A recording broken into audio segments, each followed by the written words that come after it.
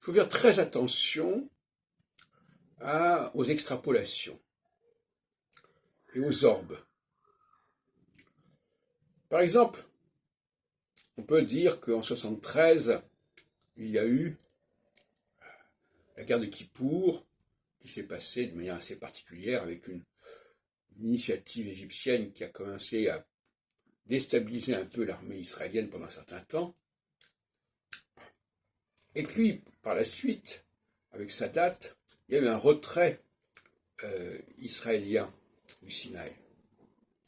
Mais est-ce que ce retrait israélien du Sinaï est la conséquence de la guerre de Kippour, ou est-ce que c'est le fait qu'entre-temps, Saturne est passé en phase équinoxiale, alors qu'il était en phase solsticiale?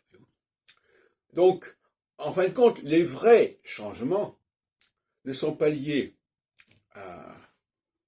On ne peut pas extrapoler comme ça sur des années.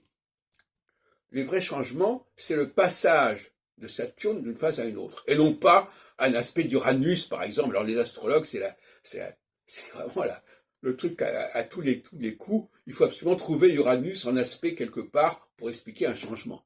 Ça, c'est vraiment une plaisanterie, une galéjade effrayante. Donc, il faut être extrêmement vigilant quand on fait des prévisions et quand on se pose des questions sur les conséquences des événements, parce qu'on peut mettre sur le compte d'un événement singularité et le fait qu'on est passé d'une phase à une autre. C'est ce que je disais à propos de Barbeau. La mort de Staline, c'est une chose.